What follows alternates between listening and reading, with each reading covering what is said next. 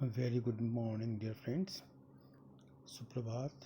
एक बार मैं पुनः आपके समक्ष एक बहुत ही इम्पोर्टेंट टॉपिक जो कि मैक्रो इकोनॉमिक्स का है and that is the balance of payments. आप अपने स्क्रीन पर देख रहे होंगे बैलेंस ऑफ पेमेंट। तो बैलेंस ऑफ पेमेंट का ये टॉपिक CBSE के जो लेटेस्ट पाठ्यक्रम है उसके अनुसार टर्म 1 में पूछा जाना है। टर्म 1 का एक इम्पॉर्टेंट टॉपिक है बजट और मनी एंड बैंकिंग के बाद बैलेंस ऑफ पेमेंट और फॉरेन एक्सचेंज। तो बैलेंस ऑफ पेमेंट में आपको किन बातों का अध्ययन करना है? सबसे बड़ी बात है कि आपको जानना है कि meaning of balance of payments क्या होता है, इसका अर्थ क्या होता है। Then you must know about the classification of economic transactions, then component of balance of payment, जिसके अंतर्गत आपको current account, capital account, autonomous and accommodating items of balance of payment. इसके बाद आपको डिसइक्विलिब्रियम के बारे में पढ़ना है बैलेंस ऑफ पेमेंट के, और बैलेंस ऑफ पेमेंट में अगर डेफिसिट होता है तो उस डेफिसिट के कारण क्या हैं। तो इन बातों का आपको अध्ययन करना है। आज थोड़ा मेरे टंग में कुछ प्रॉब्लम है, इस वजह से आवाज़ थोड़ी साफ नहीं आ रही। आपकी स्क्रीन पर बड़ा ही प्यारा सा एक इमेज दिखाई दे रहा है जिसमें एक्सपोर्ट और इंपोर्ट, तो बैलेंस ऑफ पेमेंट में एक्सपोर्ट और इंपोर्ट दोनों की चर्चा की जाती है। और हमारे यहाँ संभवतः ये जो कार्टून दिखाई दे रहा है श्रीलंका के PM मुझे दिखाई दे रहे हैं और महेंद्रा जी। और हम आगे बढ़ते हैं। तो बैलेंस ऑफ पेमेंट, तो यहाँ पर जैसा आपकी स्क्रीन पर दिखाई दे रहा है कि balance of payment it is an account of all economic transactions between the normal resident of a country and the rest of the world during a given period of time. दूसरा point, it is a record of inflow and outflow of foreign currency. और तीसरा point है it includes both visible and invisible items. अब इसके बारे में एक एक करके विचार करना होगा। तो सबसे बड़ी बात है कि बैलेंस ऑफ पेमेंट क्या है। ये सिस्टमेटिक रिकॉर्ड होता है जितने भी इकोनॉमिक ट्रांजेक्शन्स हैं residents and rest of the world, जिसमें दूसरे कंट्रीज़ के जो रेसिडेंट्स हैं उनके बीच, उन देशों की कंपनियां जो भी हैं, रेसिडेंट्स की परिभाषा आप जानते हैं, नेशनल इनकम अकाउंटिंग में आप पढ़ चुके हैं। तो ये जितने भी इकोनॉमिक ट्रांजेक्शन्स हैं, ध्यान देना है वैल्यू पॉइंट्स। पहला है economic transactions, normal residents of a country and rest of the world. तो नॉर्मल रेजिडेंट्स और दूसरा क्या है रेस्ट ऑफ द वर्ल्ड। इन दोनों को आप अंडरलाइन कर लेंगे। गिवन पीरियड ऑफ टाइम, तो एक पीरियड ऑफ टाइम की बात करता है, पॉइंट ऑफ टाइम की बात नहीं करता है। तो यहाँ से एक क्वेश्चन निकल के आता है कि फ्लो का कॉन्सेप्ट है या स्टॉक का कॉन्सेप्ट है। तो आपका आंसर क्या होगा, ये फ्लो का कॉन्सेप्ट है, ओके, जबकि पीरियड ऑफ टाइम है। स्टॉक ऑफ टाइम में क्या होता है, स्टॉक में क्या होता है, वो पॉइंट ऑफ टाइम की बात करता है। So it is a record of inflow and outflow of foreign currency. देखिए, हम गुड्स का हम एक्सपोर्ट इंपोर्ट करते हैं, सर्विसेज का एक्सपोर्ट इंपोर्ट करते हैं, लेकिन फ्लो किसका होता है, करेंसी का होता है। और इसी के आधार पर हम बैलेंस ऑफ पेमेंट में क्रेडिट और डेबिट का काम करते हैं। ये एक्चुअली बेसिकली अकाउंटिंग कॉन्सेप्ट है, तो इसलिए इट इज़ एन अकाउंट। यहाँ पर अकाउंटिंग कॉन्सेप्ट अगर लिखा जाता तो BOP is an accounting concept, तो और ज़्यादा मज़ा आता। खैर, उसको कंपेंसेट करने के लिए हम इनफ्लो एंड आउटफ्लो की बात कर रहे हैं। तो it is a record of inflow and outflow of foreign currency. जैसे आप एक देश से, अब आगे के स्लाइड्स पर इसकी चर्चा है, हम एक देश से जब सामान बेचते हैं, एक्सपोर्ट करते हैं, तो उस देश में करेंसी आती है। भारत ने जापान को सामान सेल किया, गुड सेल किया, तो जापान ने क्या दिया, पेमेंट किया, वो पेमेंट इनफ्लो कहलाएगा भारत के लिए। It includes both visible and invisible item. अब विजिबल और इनविजिबल आइटम दोनों को इसमें शामिल करते हैं। अब ये देखिए, एक चित्र के माध्यम से आपको समझाने का प्रयास किया गया है। तो कहते हैं ना, picture speaks louder than words. तो उसी तरह तो कंट्री ए, और कंट्री ए से सामान कंट्री बी की तरफ आता है, मतलब A is supplier and B is a purchase, exporter है ए मान लीजिए। तो क्या होगा, यहाँ पर इंपोर्ट लिखा हुआ है, हम कोई भी चीज़ मान सकते हैं। तो कंट्री ए ने मान लीजिए, मैंने यहाँ मान लिया कि गुड्स चलो कंट्री बी से एक्सपोर्ट होता है अकॉर्डिंग टू पिक्चर। तो कंट्री बी ने एक्सपोर्ट किया, देखिए आपकी वो जा रही है, क्या जा रही है, स्टीमर जो है, ये जब शिप, तब कंट्री ए के पास गया तो कंट्री बी को क्या मिलेगा, पैसा मिलेगा। तो वह इनफ्लो होगा कंट्री ए के लिए, ठीक है। जब इनफ्लो होगा तो वो क्या होगा, पॉजिटिव होगा, ठीक है, और आउटफ्लो होगा तो नेगेटिव होगा। तो कंट्री ए के लिए क्या होगा, नेगेटिव हो गया, और कंट्री बी के लिए क्या हुआ, पॉजिटिव हुआ। तो एक्सपोर्टर के अकाउंट में हमेशा ये पॉजिटिव आएगा, इसका ध्यान रखना है। तो जो बैलेंस ऑफ पेमेंट का आपने जो देखा अभी, आपने पहले स्लाइड्स पर आपने देखा जो डिफरेंस, उससे कुछ बातें निकल कर आती हैं, उसको भी देखना है। तो हम यहाँ पर बैलेंस ऑफ ट्रेड की बात करें, तो बैलेंस ऑफ ट्रेड पर चर्चा करने से पहले हम उसको, मैंने हल्का सा उस पर चर्चा किया था कि ये सिस्टमेटिक रिकॉर्ड होता है, मैंने चर्चा किया ये। इसमें इसके जो कंपोनेंट होते हैं वो करंट अकाउंट भी होता है, कैपिटल अकाउंट भी होता है, और ये फ्लो कॉन्सेप्ट है, इसके हमने चर्चा कर लिया। तो बैलेंस ऑफ ट्रेड, अब बैलेंस ऑफ ट्रेड में क्या होगा, गुड्स का जो है गुड्स, अब आप देखेंगे बैलेंस ऑफ ट्रेड, अब देखिए it is an account of visible import and visible exports, जो दिखाई दे, जो टेंजिबल हो, उसकी चर्चा की जा रही है। It is an account of visible imports, जैसे रेडियो, घड़ी, ये सब टच कर सकते हैं ये, ठीक है। तो it is an account of visible imports and visible exports of a country during a given period of time. अब फेवरेबल बैलेंस ऑफ ट्रेड कब होगा, जब वैल्यू ऑफ एक्सपोर्ट्स ज़्यादा होगा वैल्यू ऑफ इम्पोर्ट से।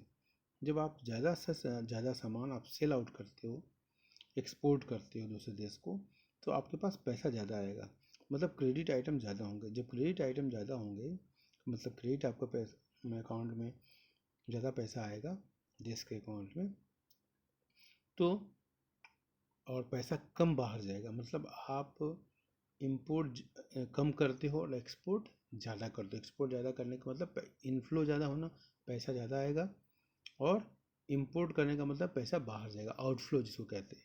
तो वैल्यू ऑफ एक्सपोर्ट अगर ज़्यादा होगा वैल्यू ऑफ इंपोर्ट से, तो फेवरेबल बैलेंस ऑफ ट्रेड होगा, जैसा कि आपके स्क्रीन पर दिखाई दे रहा है।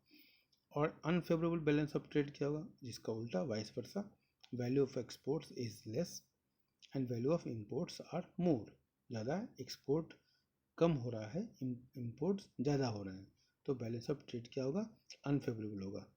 Okay, I think it's very much clear to all. Okay, अब हम आते हैं बैलेंस ऑफ ट्रेड और बैलेंस ऑफ पेमेंट के बीच डिफरेंस क्या है। तो पहले बात, balance of trade, it records the imports and exports of goods, visible items, जितने भी विजिबल आइटम्स हैं, फ्रिज है, रेफ्रिजरेटर है, कैपिटल गुड्स है, राफेल है, अपाचे है, जिसका हम पाकिस्तान और चाइना का जवाब देते हैं। तो it records the imports and exports of goods, balance of trade के लिए है ये।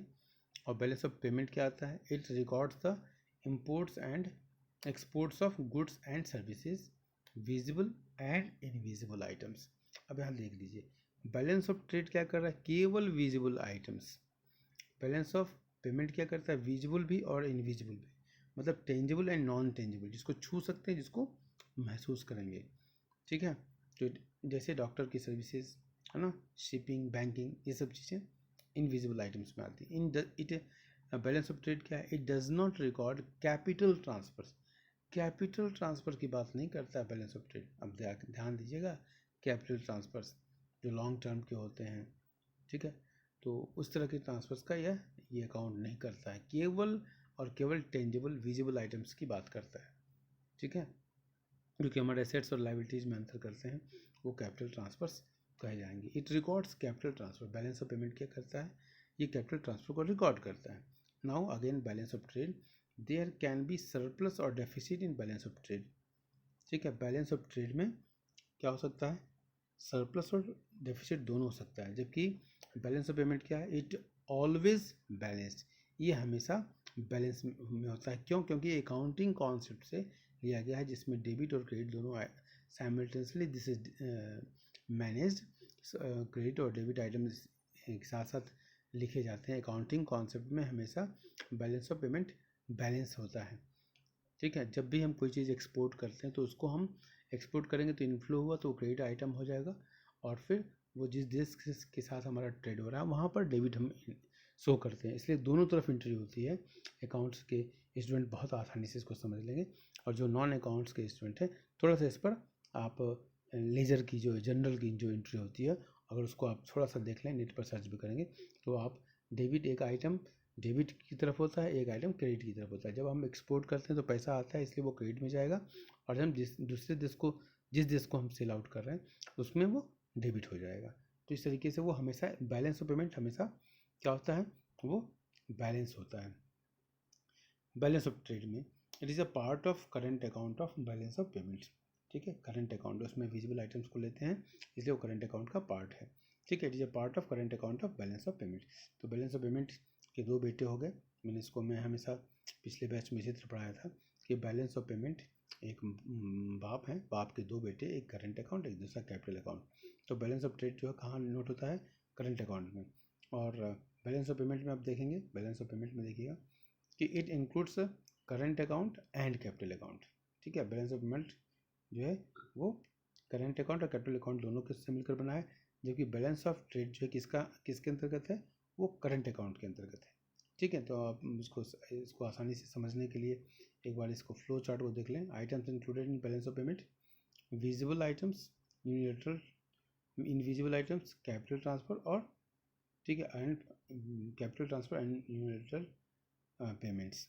ठीक है, अब आप देखेंगे इसमें इनविजिबल आइटम्स क्या है,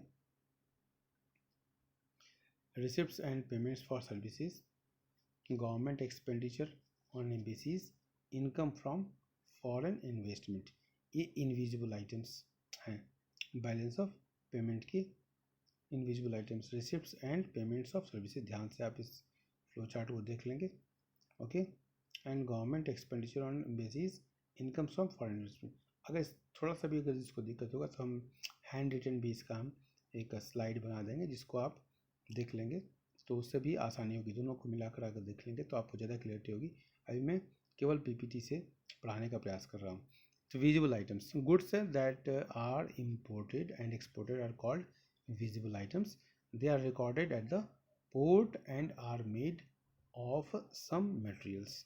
ओके, तो विजुअल आइटम्स कहाँ है, पोर्ट पर, जो आपको देखो पोर्ट का सीन दिखाई दे रहा है उस पर ये इसको रिकॉर्ड किया था। इनविजुअल आइटम्स क्या है, receipts and payments for the services, incomes from foreign investments and government expenditure on embassies, ये सब इंडिविजुअल आइटम्स है। Receipts and payments for the services, income from foreign investment, ये सब इंडिविजुअल आइटम्स है। Government expenditure on embassies, export and import of services together with different countries are recorded in BOP। अब आता है capital receipts में क्या क्या आता है। Capital receipts such as borrowing, जिसे देखिए अब आपने बजट वाले लेसन में अगर ठीक से पढ़ा होगा तो आपको बिल्कुल दिक्कत नहीं होगी।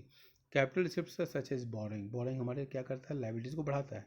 तो जब लाइबिलिटीज़ को बढ़ाएगा तो कैपिटल का पार्ट हो जाएगा, तो कैपिटल रिसिप्ट्स का पार्ट होगा। Capital receipts such as borrowing and income from sale of assets, disinvestment जिसको कहते हैं।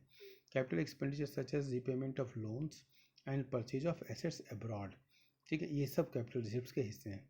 अब यूनिलेटरल ट्रांजेक्शन्स क्या है, they are one side transaction such as gift and donations, एक तरफा जिसको कहते हैं, आपने गिफ्ट दिया उसके रिटर्न में आपको कुछ नहीं मिला, डोनेशन दिया कुछ रिटर्न नहीं मिला, तो they are one side transactions and such as gift and donations. अब आते हैं structures of balance of payment account. दो बेटे, करंट अकाउंट, कैपिटल अकाउंट, दोनों बेटे से मिल लीजिए आप। Current account of balance of payment, it records import and exports of goods, services and unilateral payments. Okay, पहला point। visible and invisible items are included. Okay, very good, ये पहले भी देख चुके हैं जब BOP और BO बैलेंस ऑफ ट्रेड के बीच डिफरेंस देख रहे थे। visible and invisible items are included. It may show surplus or deficit. Transactions that earn foreign exchange such as exports of goods and services, transfer payments to other countries and income receipts are recorded along the credit side. ठीक है। तो transaction that earn foreign exchange, जिससे हमको foreign exchange मिलता है। Okay. Export of goods and services, ठीक है, ये तो एक्सपोर्ट ऑफ गुड्स से हमको मिलेगा। Transfer payments to other countries, अब ट्रांसफ़र पेमेंट दूसरे कंट्री से आ गया। And income receipt are recorded along the credit, अब जी इनकम का रिसिप्ट हो रहा है, कहीं से आमदनी हो रही है, तो ये सब क्रेडिट आइटम, मतलब जितना भी इनफ्लो होगा, ध्यान रखिएगा इनफ्लो, वो सब क्रेडिट आइटम में आएगा। ओके। तो transaction that lead to the payment of foreign exchange, दूसरे देश को हम पेमेंट कर रहे हैं। इंपोर्ट ऑफ गुड्स, इंपोर्ट करेंगे तो पैसा बाहर जाएगा, import of goods and services. Transfer payment from abroad and income payments are recorded in the debit side, ठीक है। ट्रांसफर पेमेंट्स दूसरे देशों से जो ट्रांसफर पेमेंट आपने किया, ट्रांसफर पेमेंट्स फ्रॉम अब्रॉड, दूसरे देशों से जो ट्रांसफर पेमेंट्स आया, तो ये सब जो है डेबिट साइड में रिकॉर्ड होंगे, क्योंकि हमारे एसेट्स और लाइबिलिटीज़ को अफेक्ट कर रहा है। Sorry. Capital account, it records capital transfers, loans and investments between a country and the rest of the world are recorded, क्योंकि एसेट्स और लाइबिलिटीज़ को असर कर रहा है। Transactions that can cause change in assets and liabilities are recorded in the capital account, ठीक है। Transactions that cause inflow of foreign exchange are recorded in the credit sides, and transactions that cause outflow of foreign exchange are recorded in the debit side. अब यहाँ पर देख लीजिए, transaction loans and investments between a country and आपको ये ध्यान रखना है कि कैपिटल अकाउंट है, या जहाँ भी एसेट्स और लाइबिलिटीज़ का इम्पैक्ट होगा वो कैपिटल अकाउंट का हिस्सा हो जाएगा। अब कोई भी एक पॉइंट लीजिए, जैसे मैंने लिया transaction that can cause change in assets, अब चेंज इन एसेट्स हो रहा है, क्या होगा, कैपिटल का हिस्सा होगा। And liabilities are recorded in the capital account, बिल्कुल क्लियर लिखा हुआ है। जिस बजट का अगर ध्यान में है तो बिल्कुल आसानी से समझ में आएगा, नहीं ध्यान में है तो नहीं समझने में दिक्कत होगी, फिर वहाँ भी आपको फिर दोबारा पढ़ना पड़ेगा। तो transactions that cause inflow of foreign exchange are recorded in the credit sides, transactions that cause outflow of foreign exchange are recorded in the debit side. Transaction that cause outflow of foreign exchange, outflow हो रहा है, पैसा जा रहा है दूसरे देश में, तो बिल्कुल क्लियर है कि डेबिट साइड होगा। Autonomous transactions and accommodating transactions, अब ऑटोनोमस ट्रांजेक्शन्स और एकोमोडेटिंग ट्रांजेक्शन्स क्या होता है, ये बहुत ही इंपॉर्टेंट क्वेश्चन है और बार बार ये पूछे भी जाते हैं। अब ऑटोनोमस ट्रांजेक्शन्स देख लीजिए क्या है। Transactions that are carried out to earn profit are called autonomous transactions, ठीक है। जिसका इकोनॉमिक मोटिव है, प्रॉफिट मोटिव है, वो ऑटोनोमस ट्रांजेक्शन्स कहलाया जाएगा। They are not influenced by other transaction, दूसरे ट्रांजेक्शन से इस पर कोई असर नहीं पड़ता है। और भी अब आगे देखोगे ना, जब एकोमोडेटिंग ट्रांजेक्शन्स पढ़ेंगे आप, तो आपको समझ में आया कि और दूसरे तरह के ट्रांजेक्शन्स क्या हैं। कुछ ट्रांजेक्शन्स ऐसे हैं जो एडजस्टमेंट के लिए किए जाते हैं, कि बैलेंस ऑफ पेमेंट को हम एडजस्ट कर लें, अकाउंट को एडजस्ट कर लें, अगर बैलेंस ऑफ पेमेंट डिसइक्विलिब्रियम में है उसको हम एडजस्ट कर लें। So they are not influenced by other transactions. Export and import of goods and services are autonomous transactions. तो जितने भी एक्सपोर्ट हैं या इम्पोर्ट हैं गुड्स और सर्विसेज के, वो सभी ऑटोनोमस ट्रांजेक्शन है, क्योंकि वो सब इकोनॉमिक मोटिव से किए गए हैं, ठीक है, जिसको हम प्रॉफिट मोटिव भी कहते हैं। अब आते हैं accommodating transactions, transactions that are carried out to overcome deficit or surplus in the balance of payment account are called accumulating transactions.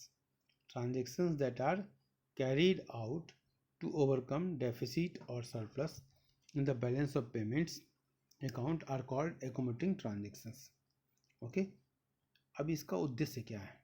अगर बैलेंस ऑफ पेमेंट में मान लो किसी कंट्री के साथ, चाइना के साथ आपने बहुत ज़्यादा इंपोर्ट कर लिया, तो आपका डेबिट आइटम बढ़ जाएगा, डेबिट आप ज़्यादा हो जाएगा, मतलब आप एक्सपोर्ट कम कर रहे हो और इंपोर्ट ज़्यादा कर रहे हो, तो आप बैलेंस ऑफ पेमेंट आपका क्या होगा, बैलेंस ऑफ ट्रेड पहली बात तो क्या होगा, वो डेफिसिट में जाएगा, जिसकी वजह से बैलेंस ऑफ पेमेंट अफेक्ट होगा, क्योंकि बैलेंस ऑफ पेमेंट का ही बच्चा है बैलेंस ऑफ ट्रेड। तो transaction that are carried out to overcome deficit और सरप्लस, अब आपका बैलेंस ऑफ ट्रेड क्या है, डेफिसिट है, जिसकी वजह से बैलेंस ऑफ पेमेंट में डिसइक्विलिब्रियम आ गया, वो डेफिसिट जा रहा है। अब उसको एडजस्ट करने के लिए क्या किया जा रहा है, जो भी ट्रांजेक्शन किया जाएगा उसको एडजस्ट करने के लिए, ध्यान दीजिएगा, उसको एडजस्ट करने के लिए, तो जो भी ट्रांजेक्शन किया जाएगा वो क्या, उसका मतलब क्या हुआ, उसको हम एकोमोडेट कर रहे हैं, उसको हम व्यवस्थित करने का प्रयास कर रहे हैं, एडजस्ट करने का प्रयास कर रहे हैं। तो एकोमोडेटिंग ट्रांजेक्शन्स मतलब adjusting transactions, such transactions are for adjustment in the balance of payment, उस एडजस्टमेंट को ही हम एकोमोडेटिंग करते हैं, ठीक है। तो transactions that are carried out to overcome deficit और surplus in the balance of payments account are called accommodating transactions. They are dependent on the autonomous transactions, वो ऑटोनोमस ट्रांजेक्शन्स के ऊपर डिपेंडेंट है। अगर मान लिया ऑटोनोमस ट्रांजेक्शन्स में export आपने बहुत कम किया है, इम्पोर्ट ज़्यादा किया है, तो आप उसको एडजस्ट करने के लिए आपको जो एकोमोडेटिंग ट्रांजेक्शन्स करने पड़ेंगे। नेक्स्ट है, जैसे एग्जांपल आपका यहाँ लिया हुआ है, taking money from the foreign exchange reserves.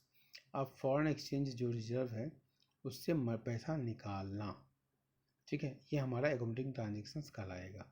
Borrowing from IMF और वर्ल्ड बैंक से पैसा लेना, ये हमारा क्या है, एकोमोडेटिंग ट्रांजेक्शन्स के एग्जाम्पल हैं। अब ऑफिशियल रिजर्व ट्रांजेक्शन्स ये क्या होता है, आप देखिए, if there is a deficit in autonomous transactions the central bank may release foreign exchange from reserves, it will be credited in capital account. तो ये पहली बात, ऑफिशियल रिजर्व ट्रांजेक्शन्स में RBI का इन्वॉल्वमेंट आ गया, ठीक है। तो if there is a deficit in autonomous transactions, जो ऑटोनोमस ट्रांजेक्शन मतलब प्रॉफिट मोटिव से किया जाने वाला ट्रांजेक्शन्स, तो सेंट्रल बैंक क्या करेगा, रिलीज करेगा एडजस्टमेंट करने के लिए, BOP को एडजस्ट करने के लिए। The central bank may release foreign exchange from the reserves, इस अपने रिजर्व से फॉरेन एक्सचेंज को रिलीज करेगा। It will be credited in capital account, और ये कैपिटल अकाउंट में रिकॉर्ड किया जाएगा। If there is surplus in autonomous transactions the central bank may keep the surplus in reserves, it will debited in capital account. If there is surplus in autonomous transactions the central bank may keep the surplus in reserves, it will be debited in capital account. These transactions are called official reserve transactions. These transactions are called official reserve transactions. Next, effect of Make in India program on BOP, बहुत ही अच्छा question. Make in India campaign is aimed at attracting foreigners and NRIs, non-resident Indians, to make investment in India, ठीक है। तो make in India का संबंध क्या है, foreign investment से, ओके, विदेशों से पैसा मंगाने। और मेड इन इंडिया का संबंध क्या है, कि कोई भी चीज़ भारत में बने, भारत के रिसोर्स हों और उस पर इंडिया का लोगो लगे, इंडिया का इमेज ब्रांडिंग हो। It encourages production in India. Make in India से क्या फ़ायदा है कि भारत में प्रोडक्शन होगा, भारत से फॉरेन इन्वेस्टमेंट होगा तो भारत में प्रोडक्शन होगा। This will lead to increase in the production of goods and services and import will and export will increase. Import क्या होगा, वो घटेगा और एक्सपोर्ट बढ़ेगा। मेक इन इंडिया से यहाँ थोड़ा छूट गया है उसको, इसलिए मैं आपको रिपीट कर दे रहा हूँ। Import will decrease and export will increase, okay. Make in India जो होगा तो इम्पोर्ट क्या होगा, वो घटेगा और एक्सपोर्ट बढ़ेगा। It will have a positive effect on the balance of, और जितना ही हम एक्सपोर्ट करेंगे वो हमारे लिए सरप्लस इनफ्लो ऑफ करेंसी होगा, तो हमारे लिए पॉजिटिव इफेक्ट होगा बैलेंस ऑफ पेमेंट में। अब यहाँ पर एक क्वेश्चन है, find out whether the following item should be entered in the credit side और debit side of the current account और capital account. Investment from abroad, अब देख लीजिए इन्वेस्टमेंट फ्रॉम अब्रॉड, इसका आंसर दे दिया हुआ है, इसी तरह के क्वेश्चन पूछे जाएंगे। It should be credited in the capital account, it is the capital transfer, so it should be entered in capital account. It leads to inflow of foreign capital, so it should be credited. Second point, transfer of funds to relatives abroad, it is entered in the debit side of the current account as it is outflow of domestic currency without getting anything in return, that is unilateral transfer, okay. अब आते हैं profit received from investment abroad, it is entered in the credit side of the current account. It does not cause any liabilities but leads to inflow of foreign exchange. Import of machines, it is entered in the debit side of the current account. It is visible import and leads to outflow of foreign exchange. Borrowing from abroad, it is credited in the capital account. It leads to inflow of foreign exchange and causes liabilities. जहाँ भी asset liabilities का होगा वो capital account होगा और इसके साथ मैं आपको थैंक यू बोलता हूँ। तो मुझे उम्मीद है कि आपको ये समझ में आया होगा। एक बार मैं इसका रिकैपिटुलेशन जरूर करना चाहूँगा कि बैलेंस ऑफ पेमेंट्स के दो बेटे, करंट अकाउंट और कैपिटल अकाउंट। करंट अकाउंट के जो कंपोनेंट हैं, विजिबल आइटम्स ऑफ ट्रेड है, इनविजिबल आइटम्स हैं और यूनिलेटरल ट्रांसफर्स हैं। इसके बाद कैपिटल अकाउंट को देख लेंगे हम। तो foreign direct investment FDI, portfolio investment, loans और change in foreign exchange reserves. तो इस तरीके से आप इसको आप कर सकते हैं। कुछ अगर आप करंट अकाउंट के कुछ मेजर क्रेडिट आइटम्स और डेबिट आइटम को जानना चाहें तो क्रेडिट आइटम में एक्सपोर्ट ऑफ गुड्स है, एक्सपोर्ट ऑफ सर्विसेज है, यूनिलेटरल ट्रांसफर्स रिसिप्ट्स हैं, गिफ्ट्स हैं, indemnities and receipt from the foreigners और इनकम रिसिप्ट्स हैं। डेबिट आइटम में क्या क्या है, इंपोर्ट ऑफ गुड्स है, इंपोर्ट ऑफ सर्विसेज, जितने भी इंपोर्ट है।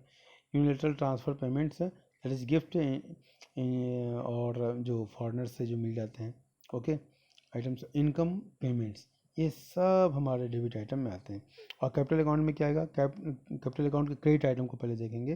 तो कैपिटल अकाउंट के क्रेडिट आइटम में capital receipts, borrowing from abroad, capital repayments by sale of assets on to foreigners.